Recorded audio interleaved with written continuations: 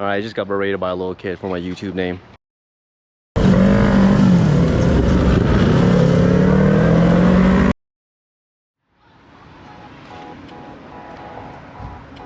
What's up, everybody? I'm back. It's been about a month and a half since the last round, and the last one was the classic at the beginning of June. It is now the middle of July. For the last 2 weeks, we've been having tremendous heat waves of 90s plus and humidity, so it's been a soup outside, and we had the bright idea to go road racing this weekend. I'm pretty excited because I'm gonna actually take the Penguin Road Racing Advanced Rider course this weekend on Friday in preparation for Saturday and Sunday. I'm hoping to take off 2 seconds of my personal best time. There's a lot of room for improvement, so 2 seconds isn't totally out to lunch, at least in my book. If I don't get there by Sunday, you guys can definitely tell me to stop being a wimp and then just fully send it. But we're gonna load this thing up with the bike, tools, gear, food, and water for the weekend. So yeah, let's go.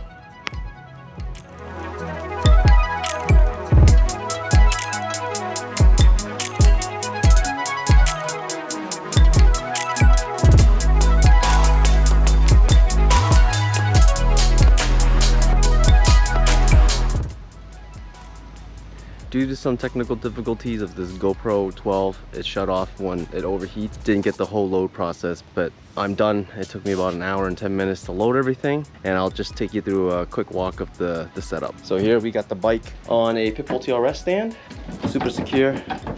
Got some spare race tires, my toolbox for the weekend, stands, 2 sets of suits, my airbag, spare rain wheels in the back. Complete. My mountain bike to get around the track. I got 2 sets of boots behind that, 2 chairs, a table to work on things, and my gas tank there, and a microwave, and a fan, and big fan. And then we'll go, and the weather definitely took a turn for the worse. So in my rig, we got cooler for food that needs to be cold. I got my cooking tote, tri-fold memory foam mattress for when I sleep in the trailer or in the car if it's raining, because this thing leaks. Bedding, clothes for the weekend, 5 gallons of water, very important when you're racing in hot weather. I also got a tea kettle here because what is road racing without coffee? We definitely need the coffee. In the front seat, I lost my gear bag a little while ago, so I put my helmet here, my gloves, my face shield, all my camera equipment, and then also my laptop in case I need to do some work, but I don't because it's a mini vacation. Who am I kidding? We're all loaded. Next time you guys see me, we're gonna be at the track unloading this stuff into the pits. For right now, I'm just gonna go get some dinner because it's super hot and I am disgusting. So let's fast forward 24 hours and let's go.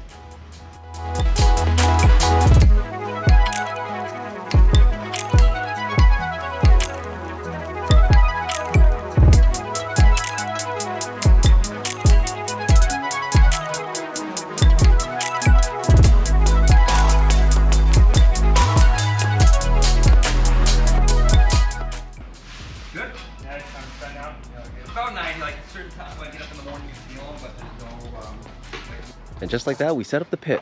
And now I'm gonna show you how I turned the trailer into a bedroom for the long weekend.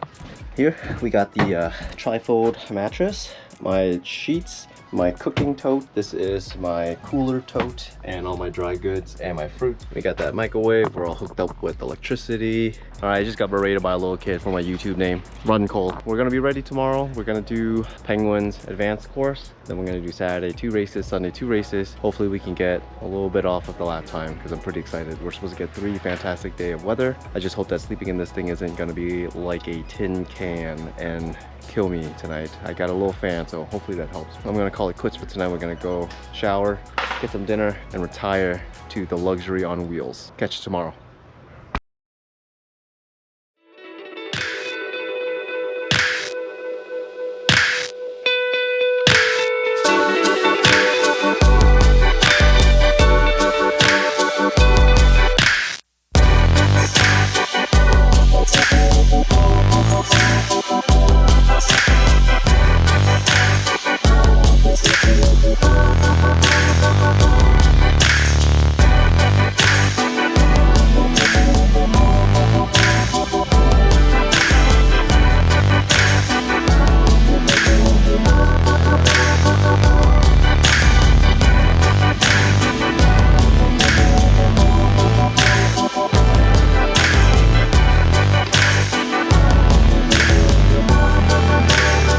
Show of hands if you are new to the racetrack today.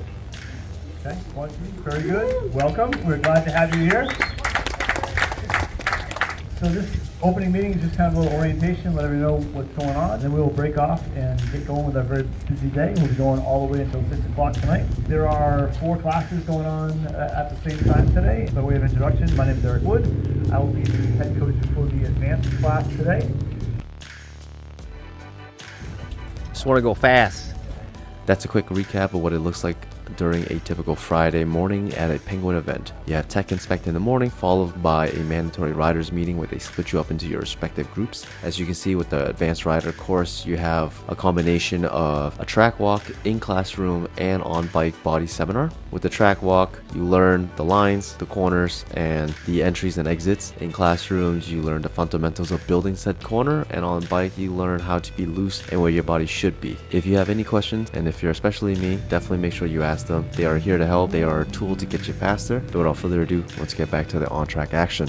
Alright, so there you have it. That's a couple of sessions in class. I had 0 footage of on-track because my GoPro was still acting up. The last session, I forgot to take out the lens cap completely, so that was my fault. I think we're on break for lunch right now. We just finished the body positioning seminar, and after lunch we'll go to open sessions where I can work on a couple of the corners I've been negating or not been really good at. So it's a good day, dude. It's like beautiful, gorgeous day to be at the track on a Friday. If you're working today, I feel bad for you, son, but we'll have fun for you.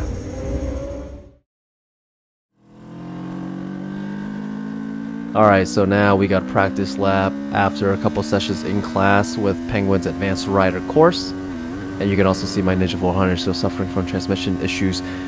But after taking the class with Eric and having all my questions answered, I'm way more comfortable with 1, 1A, and 2, this first section of the Loudon track, where I used to peel off the wall pretty early and brake really, really early. I am now braking later and peeling off a lot later as well. Next up we got turn 3, which is a very heavy braking zone with trail braking to the apex. I've always butchered this corner no matter what I've ridden, but now I'm more comfortable trailing to the apex than ever before. After this we have up and over the hill for 4 and 5, heading down into the bowl, where I used to also brake very early.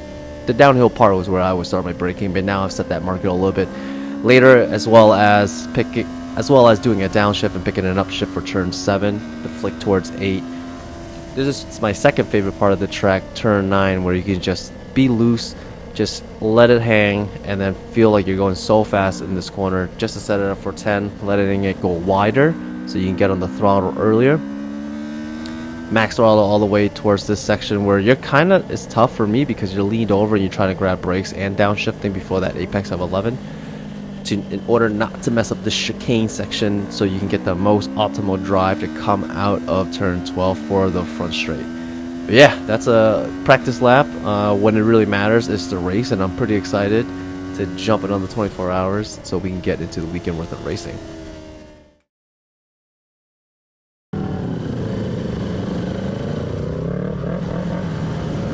Moto3 is a pretty stacked grid for a Sunday race, so here we go. And boom, right off the bat, Cole and I already made contact. That little bit of a nudge actually left my clutch lever stuck to the bar and my clutch wide open, and I'm just frantically going down the pits at a crawling pace while everybody passed me trying to rectify it, but it was stuck on my clutch lever protector. Eventually though, I did manage to free it and make it out to the grid last. Here I'm gridded at 11A and just trying to make sure that the clutch feel is there. That is not stuck like it used to. That is not stuck like back in the pits.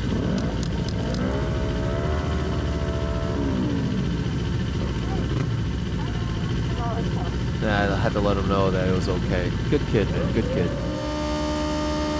Let's go. Lights on. Lights out. Had a terrible launch, and seeing Cole pull in front of me wasn't any better, so I had to slot myself in between him and Hana. And Hana's on the orange bike.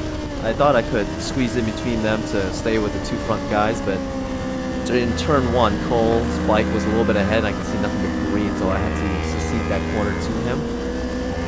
Coming out of 2, I try to get as much of a good drive as I can, heading towards 3, and I figured I could just park it down the middle of the racetrack and park it in the apex, but they had better ideas than I did. You can see them just pull away, and I'm thinking, oh man, it's all the other races all over again. But I figured with Hana I could just stick it into his inside, park it at the apex of the bowl, and gain a position. This time it worked out, and right now I can only see, I believe Noah's in front, followed by Grant, Cole, and myself. And for the first time in a very long time, the last couple months at least, I haven't been able to stick with the fast guys. So being able to just hang with them in the very first laps of the race felt really good to me, to be honest, and it made me feel that everything I did in the classroom on Friday was actually paying off. Here the focus is to not mess up the drive coming out of 12. Drive is good. I figured Cole's on the 300, I'm on the 400, I could just sit behind him in his draft and peel ahead, which that was a lot easier this first time around, but now since I see that Noah and Grant isn't too far away, it actually is lighting a fire underneath me to not mess up my lines and just take a chill and try to just stay with them, learn from being behind them, because these guys are a lot faster than I am. But having people behind me, I'm frantically late braking or trying to carry as much speed into 3 as I can. And right there I actually nearly lost the front, so that kind of shook me up a little bit to just back off, be calm, be collective, and just ride a good race.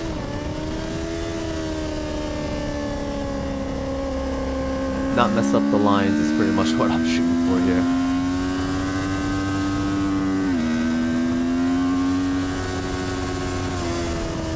Of course, coming up to one of my favorite corners on the track, turn 9. Turn 10, you want to stick as close to the wall as possible.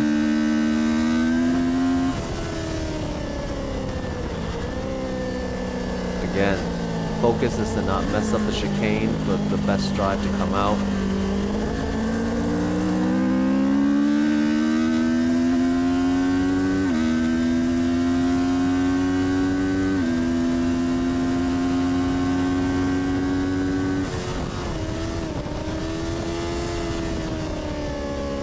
This turn 1 comes up on you pretty fast.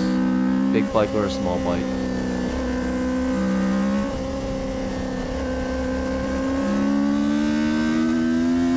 So here with Cole and Hana and the rest of the guys behind me, I'm just trying to brake later to give myself a little bit of a gap, but you can see I run pretty damn wide. The whole door is open, and then boom, in comes Cole.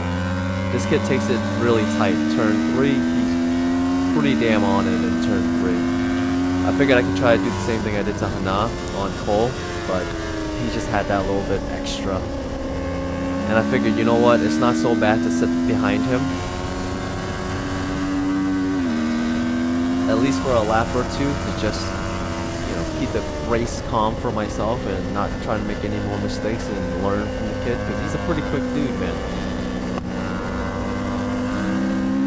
I've watched this video time and time again, and every time I've watched it, I'm like, damn, Cole can ride. So it ain't too bad to be behind him for sure. But you can see I totally messed up the chicane here.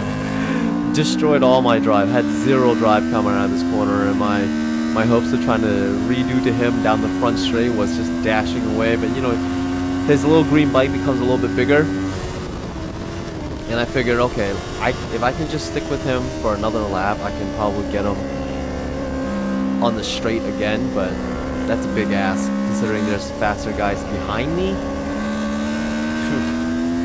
And again, I knew that I believe Lewis, Mackenzie, and Hana are behind me, so I'm trying to carry as much corner speed here by braking later. But you can see Lewis coming on my left side. I'm like, oh, okay, damn it. Cole's gonna get away because we're just gonna battle now, and I know he's on my outside coming up the hill. Here I can see him actually poke a front wheel through, and I'm like, alright, I can maybe go around the outside. It's a little bit more work for me. I ended up just skirting with the apron. He had the line all the way through this section of the track. And yes, he is wearing a mankini. Fashion forward. I like it.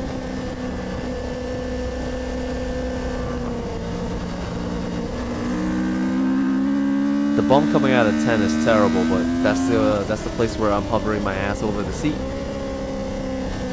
And here I'm like, okay, if I can't do it to Cole, I can try to do it to Glenn, to Lewis, I'm sorry, and boom, messed up that chicane all over again. But for some reason, he was slowing down on the front straight, and I can see that. I think he's having shift issues. So I figured, okay, this is a good chance to just pass him and not worry. I can still see Cole ahead of me, so that can't be too bad, you know. But I keep making these little mistakes, especially in turn 3 and turn 12, where at this point I'm like, okay, you can't make those mistakes anymore, especially with this upcoming corner. You know that they're behind you. What do? I made the mistake, went in way too hot. Boom, there goes Lewis, there goes Mackenzie. And now it's just, oh, what do I even do? Just try to stick with them. I mean, thankfully, I believe either Noah or Grant is ahead of Cole, and I can still see them. This is probably the 3rd or 4th lap in. I've lost count, and if I can still see the leaders this far into the race, my pace I know has either picked up or I'm not making as many mistakes, but still, the mistakes are there. Here it's just a game of stick with them if you can, to be honest. Mess up the section again. Maybe the pressure of having people ahead and behind me has gotten to me, and I just can't focus. It's probably it's one of those things with racing that I'm gonna have to work on if I want to get faster. I saw them coming closer together, and I was hoping that they would end up engaging in a battle or two to slow themselves down so I can catch up and join said battle. But no, they're just peeling away from me.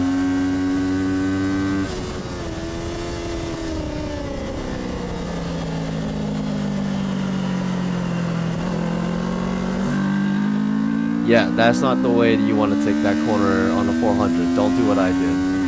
Went in way too hot, had to scrub off speed, and going out to the beach was not a fun ride. If you know, you know.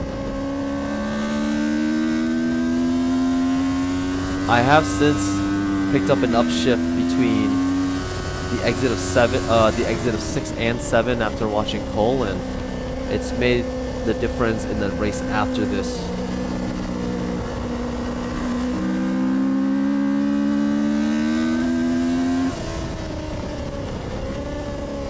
Let's see if I mess up the chicane again. Not so bad that time, huh?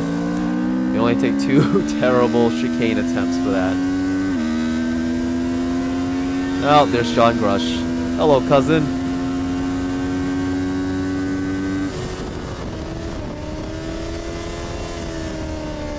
And you can still see the 3rd, 4th, and 5th position up ahead. So it's, for me, like, hey, they're not that far. You're still in this. Not the fact that, like, Rush past me as if I was standing still, though.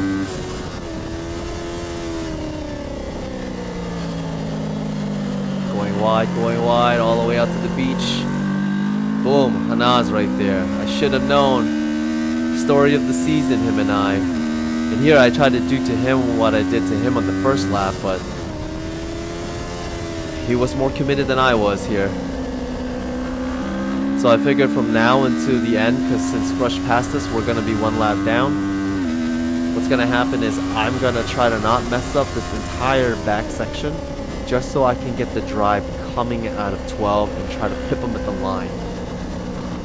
Everything for me right now has to be inch perfect, and I know it. He knows I'm behind him. My eyes light up right here, mate. I see him check up and hit the apron like that, and I'm like, alright, we're gonna be neck and neck. We're gonna just haul ass down the front straight. You can see his bike out of the right corner of the screen, and I'm like, oh, did I get it? Did I get it? Did I get it? Spoiler, I didn't get it. I lost by 0.006 of a second. That's the onboard of what it looks like to lose by 0.006 of a second. And during the cooldown lap, I had to find him, and I'm like, yo, good race, bud. Even though I finished last place, it was probably the most fun I've had all season long. And I got this dude to thank for it. Actually, I got everybody to thank for it. It was such a great weekend. I hit a new PB. I think it was a 125.73. So yeah, what can I say that the Penguin Road Race Advanced Rider class worked? I mean, it's not the 2 seconds I was hoping for, but it's almost a whole second. And I'm more comfortable on the bike this past weekend than I have been in the last 4 months on this new e-bike, especially with the 400, and first time being back on track in about 7 years, so I'll take it. If you guys ever wanted or debated on taking an advanced rider class with a road race school in your area, or if you're up near us and you ever wanted to take the Penguin Road Racing School, I 100% recommend it. They're going to teach you how to be faster, how to ride loose, and how to be more safe. That's the big thing. Like, you're gonna get faster, but you're gonna be safe doing it as well, and you're gonna take those things that they teach you, and you're gonna apply it to every time you're on track. And I can't recommend it enough. But without further ado, my friends, that's gonna be it for this video. I'm actually gonna miss the next round because I have vacation coming up for the month of August.